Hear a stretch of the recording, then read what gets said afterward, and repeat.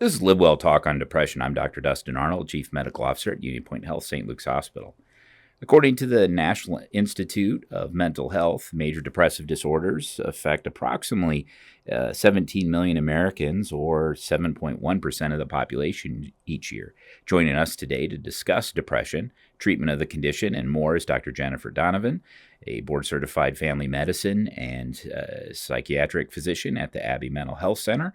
Dr. Donovan, welcome to the podcast. Thank you. It's so nice to see you again, too, by the way. We haven't seen you in a while. How's the family? Pretty good. Very busy. Yes. Because triplets or twins? I knew you had a multi that. So how old are they now? 7. And you've been here 7 years. And 7 we were years, just talking yeah. prior to the podcast. Yeah. As a mental health advocate, I'm happy. I'm proud of our mental health services here at St. Luke's. I'm proud of the partnership with Abbe going back 5-6 years, whenever that started, maybe a little bit longer. And I'm very proud of the campaign to make it okay, to start talking about this. Yeah. And I take it back to, I remember when I first started, when I was a medical student, and I know you've had these patients too, this generation is kind of passed on, but there's a time it was like a social stigma to have cancer.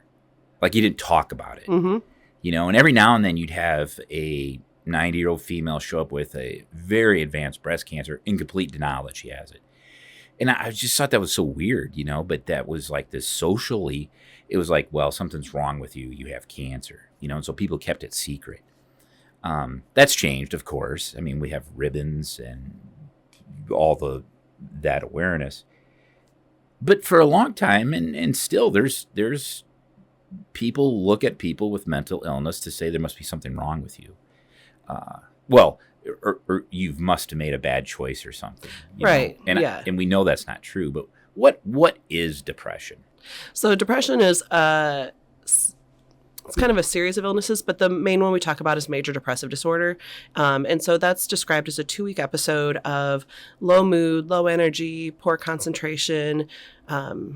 Appetite typically is either lower or increased, difficulty with sleep, or sleeping too much, low interest in things, not being motivated to do the things you normally would enjoy, not being able to feel joy, feelings of hopelessness, helplessness, excessive guilt, and sometimes even suicidal thoughts or thoughts about wanting to harm yourself, harm others, to the point where you want to act on those thoughts of harming yourself.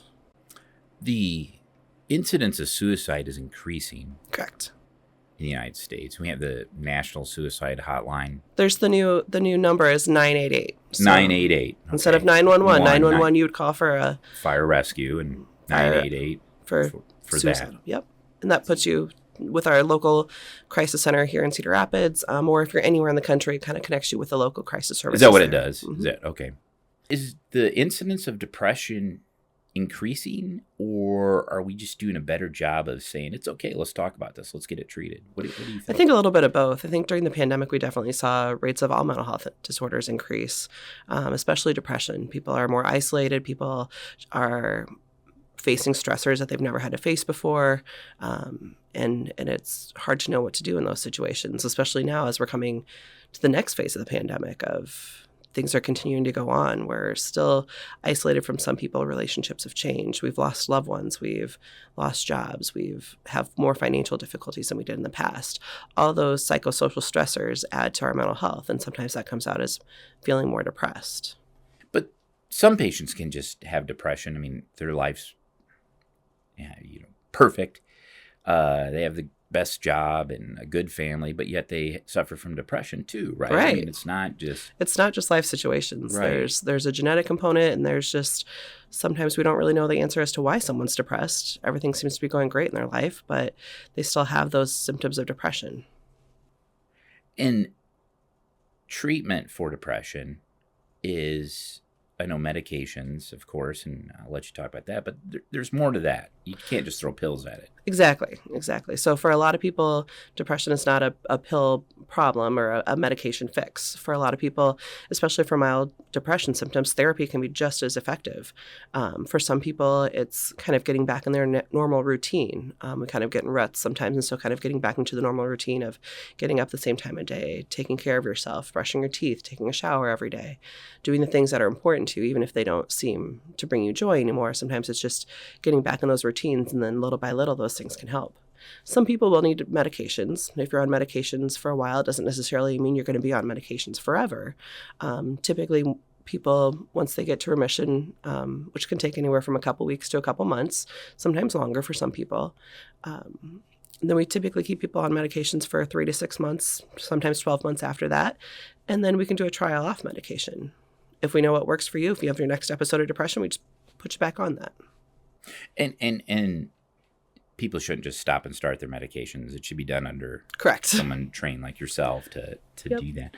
Well, what about, I can't quote the study, but recently they said, well, serotonin has nothing to do with depression.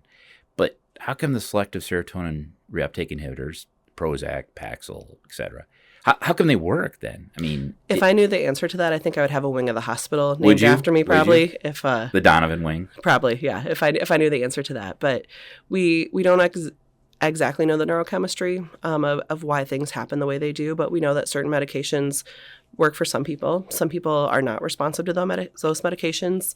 There's a whole subclass of depression called treatment-resistant depression, and so sometimes we use other techniques or other modalities to treat depression with some new and different treatment modalities that are up and coming, and some that have been here for the last 50 years. But what percentage of your practice has chronic? I don't know if I should use that term. Correct me, please. Chronic depression, or something that they've tried to come off and they just need to be on these medicines. You know what I mean? So I guess my patient population is maybe a little more skewed in psychiatry, in that I tend to have patients that have more severe and persistent mental health conditions, Makes more sense. severe and persistent depression. Depression can go anywhere from primary care. Doctors can treat it. Sometimes maybe you don't even need to see a doctor. You see a therapist, all the way to you're seeing a psychiatrist on a fairly regular basis. So I'd say my population is probably more skewed to the more people that have more severe and persistent depression symptoms. Okay, well, that makes sense. And you said of the general population, what percentage have mild and they can get off their medicines and it only happens once in a lifetime, so to speak? I don't know the exact data on that or the numbers on that, but there's a good chunk of people that will have one episode of depression during their lifetime. They may need medications at that time, and they won't need medications after that. Okay. There's another subset that'll maybe have 2 or 3 episodes, and they may be able to get off medications. If you've had more than one episode, you're more likely to have a second episode or a third episode. Okay. And so for the more episodes you have, typically we'll keep people on medications longer in between episodes, just to try to spread out how long it is between episodes, and to try to decrease the intensity of the episodes when they come. What if you lose a loved one, spouse, or particularly with COVID? You mentioned that during the pandemic, certainly a very common connection that all of us have. We either lost our young patients or loved ones, right? When is it no longer just simply the grieving process, and perhaps I should be seeing a psychiatrist or a mental health professional for it? Mm-hmm. So there's all kinds of things online about normal grief versus major depressive disorder. And I think when it gets more to that, I'm not feeling joy in anything, and this has been going on for 2 weeks straight, and I can't feel any joy, that's more depression. If it's to the point where you're having suicidal thoughts and that you think you might act on them, that's more depression.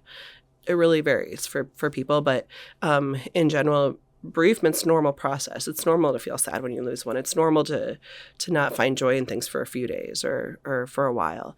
If it's ongoing and it's interfering with your ability to function in life, and it's going on for at least 2 weeks, that's more of when it hits into the depression episode. Not saying that all bereavement's going to be done in 2 weeks. By means, people continue to mourn their loved ones and mourn loss in other ways for the rest of their lives. But for that really intense, I can't get out of bed, I have no joy in life, I am sleeping all the time, I'm not doing my daily functions, I'm not taking care of myself, I'm not taking care of my daily duties, I haven't showered in however many weeks, those are more depression symptoms. We could talk for hours about it's so hard to be a kid these days. Right. I mean, it is so hard. Social media, internet, just society. I mean, it's so hard. Right. I think back to the distractions I had. I'm 53, so I grew up in the 70s, right? Early 80s was kind of those. You're 10 to 14 years old. The part of your life where you go through changes. You're not a little kid anymore. You're not cute anymore, but you're not quite grown up yet. It's exactly. awkward. It's an awkward phase, and it's. I had. I had one daughter that was in it for like 6 hours, and the other one it was like 6 years. It's variable, right? Fortunately, they don't listen to my podcast, so they won't. They won't know who they're talking about. They won't be trying to figure out, okay, which one's he talking about? Because I have two of them. But it's just so hard, and that doesn't surprise me that more children, young people, have depression, because I get depressed just thinking about the stressors that they have in their life and how different it is. I think there's a tendency as you get older to say, well, I had it harder than, walked out school uphill both ways. 10 miles. In the snow. 5 feet of snow. Yeah. Exactly. Yeah.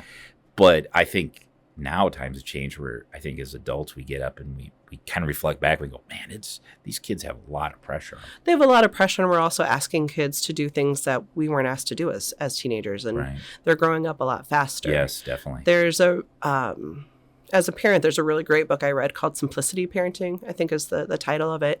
And it talks about how many grown-up things we sometimes expose our children to, or adolescents to, that we sometimes are not protecting childhood as much as we could. And so they talk about some different techniques about not only decluttering someone's or decluttering your child's space, so kind of getting rid of a lot of excess toys or excess things that are maybe cluttering things up, but also decluttering our schedule, making time for family, making time to do the things that are important, and appreciating our family traditions and our cultural traditions or subcultural traditions.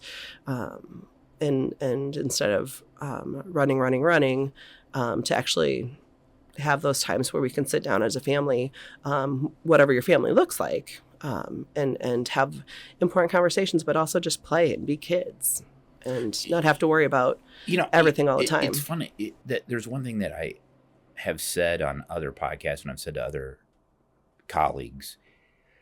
Early on in the pandemic, there was it's hard to describe, and I'm going to use the term elation, but I don't mean, obviously we were all scared because we didn't know what to do. We were literally building the airplane as we're flying it, right? Yep.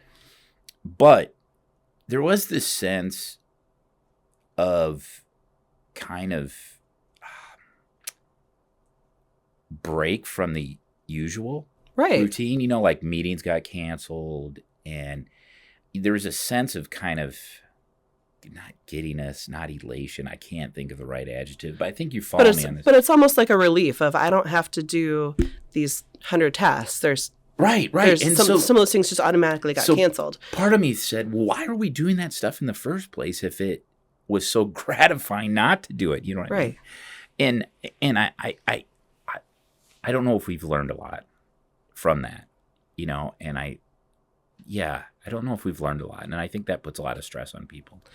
And I would agree. Does that make sense? Yeah. Well, and I think too, when I remember in the pandemic, we didn't know many of our neighbors. And then during the pandemic, we got to know all our neighbors. Yeah. And, that's who our kids played with because nobody was going to school. And so it was like, okay, well, you're kind of in our bubble. And so we're going to meet our neighbors and their kids are going to be in our bubble too, or the people down the street. And so it was kind of a different sense of community that developed through that. And it wasn't maybe the greater Cedar Rapids or the greater community. It was who's in my little quarantine bubble. Yeah. Kind of old school, really, in a lot of ways. And really getting to know those people. Yeah. And I think that as humans, we are connected to each other, however much we want to say that we're not, or that we can go it alone. And that's something that sometimes has been praised in our society.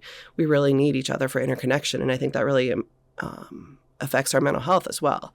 And that on the flip side, as the pandemic continued to go on, as people were more and more isolated, that's where some of the depression, some of the anxiety really came out as people didn't have those close connections with the people that were important to them in their lives, where they had to find different ways to have those connections. Like FaceTime and all the virtual things, but there's something different even about being able just to see someone that you love and get a hug, and kind of realizing who are those people that are our circle, who are in our circle, who are in our bubble, and really trying to build those relationships. Yeah, I think it's sometimes has a negative connotation, but it's not. That we are kind of tribal in the fact we do have this inner circle we connect with, and it has really nothing to do with, race or socioeconomic. It's just you have these people that are in your inner circle, and you feel connected to them. And Midwesterners are a lot like that too. Yeah. They'll say, well, do you know so and so Donovan from Waterloo? Well, yeah, that's a second. Oh, now you're in the circle. See, because you knew that person. Yeah, it's like, okay, now I have a connection. That is a very like Midwestern cultural thing for sure. I had a doctor one time complain to me that he said, Midwestern patients are so racist. I'm like, what is that? Well, they asked me if I know these other Indian doctors. I said, that's because they're trying to bring you in the circle. That's a compliment when they ask you that. They're saying, do you know Dr. So-and-so? Well, yeah, I do. Okay, you're in the circle now. Yeah. That's just how we are. Yeah, and it's like, I can trust you. Yep. And if you're not from that culture, sometimes it's hard to understand that process, and it definitely can. And he's like, I never looked at it that way. I always thought, like it was, they're thinking we're all, in some, no, they're trying to connect. People need to connect. Mm-hmm. And I think that's important. And I think hopefully over time, as we get away from the pandemic, we'll see how that contributed to depression and anxiety and social situations. So we talked about medications, and you mentioned, and I know where you were going with this, you mentioned other things like electroshock therapy. Yeah. How often is that used? Not very often. So that's been one of our treatments that we've had for decades. Even before medications, we had ECT, and it's still available and it's still effective. Yeah, I know we do them here at the hospital. Yep, we do them here in the hospital. There's only a few places throughout the state that'll do those. So that's it's still a very effective treatment. There are some side effects with it, and so we do kind of save it for people that have tried a lot of other options and those other options don't work. And I think we're going to continue to see more and more alternate options because for some people, medications don't work, or the first medication doesn't work. And I would say there's, with any medication, sometimes you have to try a first medication or a second medication. We have different lines of medication. Sometimes it's a combination or a cocktail of medications that will help get somebody to remission. Interesting. And so we try what we can with medications. We try what we can with therapy. We try with behavior modifications in our own lifestyle, trying to get exercise every day, trying to get more fruits and vegetables and better nutrition. All those things affect our brain chemistry and help lighten our mood in different ways. I'm on an anti-aspartame kick right now, where I just think that contributes to everything. So, full disclaimer to the listeners. But yet, you wonder about small things like that. Do they have, kind of a butterfly effect on the rest of your health? And I think we're going to, as research continues, we're going to see more and more different things come out as far as nutrition and how different nutrients may be affecting our mood and our mental health, how different supplements may be affecting, how aspartame may be affecting. Right. I mean, and I think the research is still being done in those things. I think people kind of figure out, if I eat certain ways, this makes me feel better. And some of that's comfort food. So it's not common that people gain weight when they get depressed. And part of it is we go for comfort foods. Right. Those often are not the most healthy ones. And I ate my scotcheroo yesterday because, I was having a rough day and I wanted my scotcheroo, and that was my coping mechanism. May not have been the healthiest one, but I cannot let that go by without saying, first of all, scotcheroos are really good. Right. Second of all, I just want all the listeners know that, like snickerdoodles that's just a cinnamon sugar cookie. There's no Snicker bar with it. And I think that's misleading. So if somebody's ever tells you that it's, just correct them, please. That's my pet peeve. Yeah. Dr. Donald, a lot of times people, they say anxiety and depression. Mm-hmm. Do they always go together? They don't always go together, but they often run together. So depression often runs with other mental health conditions. Sometimes it might run with schizophrenia. Sometimes it might run with addiction. Sometimes it might run with other chronic medical conditions as well. But depression and anxiety often run together. You can have anxiety without depression. You can have depression without anxiety, or you can have them both. Luckily, they have very similar treatments, medication-wise and therapy-wise as well. Okay. All right. Well, that's good to know. You do hear that a lot, it's Right. And I think sometimes as healthcare clinicians, we have we tend to throw them together. Well, and I think in the general public too. So we may be talking more about anxiety, or we may be having symptoms of anxiety, but we maybe call it more depression, or vice versa. Anxiety is more of that overwhelming worry and excessive worry. It's normal to worry about some things. That's a natural human absolutely. process. But when it becomes excessive, that you're not able to make decisions or you're not able to move forward in a process, that can be extremely debilitating. And I also think people confuse panic attacks with anxiety. Those are two different things. Yeah, panic attacks are more that 20-minute of impending doom. Fear. Yeah. Yep. 20 minutes to an hour, whereas anxiety attacks can last a whole day sometimes, and be very debilitating. Well, as far as resources, where can someone go to get? I mean, I know we have Google, but Dr. Google. But what would you recommend someone that's concerned about either depression for themselves or a loved one? Where would you direct them to go to get resources?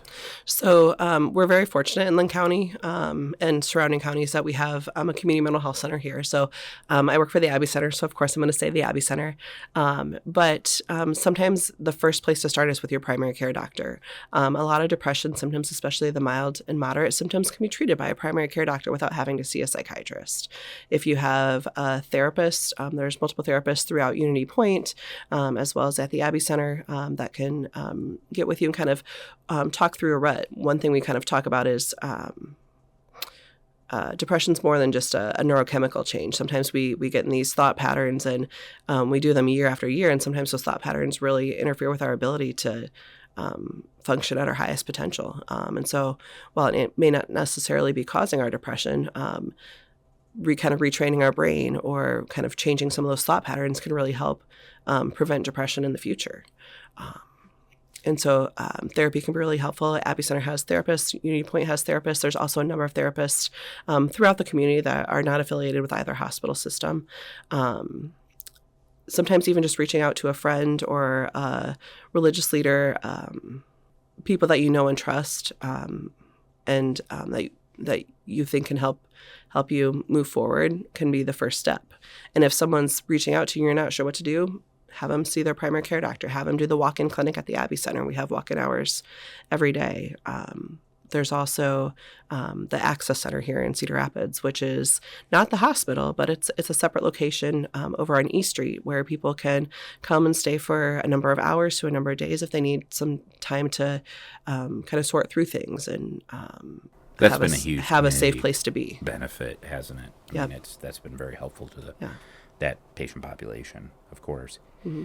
Well, I think the take-home message here is that it's okay to have mental illness. We talked about that at the beginning. Yeah. And it's okay to ask for help. I think those are the important things. I've also learned today that my depression after Notre Dame loses a football game that lasts usually till Wednesday, the game's on Saturday, 3-4 days, is normal. Yeah, that can be normal. And if you go for a walk after the game, lowers your blood pressure, helps you feel a little bit better, that also can be helpful too. I'm going to have to try that. Hopefully it'll be undefeated this fall, but if not, I can call on you for help. Dr. Don, thanks for joining me. This is very informational. I enjoy getting caught up with you. We haven't talked in a while. This information about depression and the resources available, I think, are a tremendous benefit. Once again, this is Dr. Jennifer Donovan, a family medicine and board-certified psychiatrist with Abbe Mental Health Center. If you're struggling with mental illness, Abbe Health Center is here for you. Call their 24/7 emergency crisis services line at 319-398-3562. That is 319-398-3562. To learn more about Abbe Health, visit unitypoint.org/Abbe Health. Thank you for listening to LiveWell Talk On. If you enjoyed this episode, don't forget to subscribe, and if you want to spread the word, please give us a 5-star review and tell your family, friends, neighbors, strangers about our podcast. We're available on Apple Podcasts, Spotify, Pandora, or wherever you get your podcast. Until next time, be well.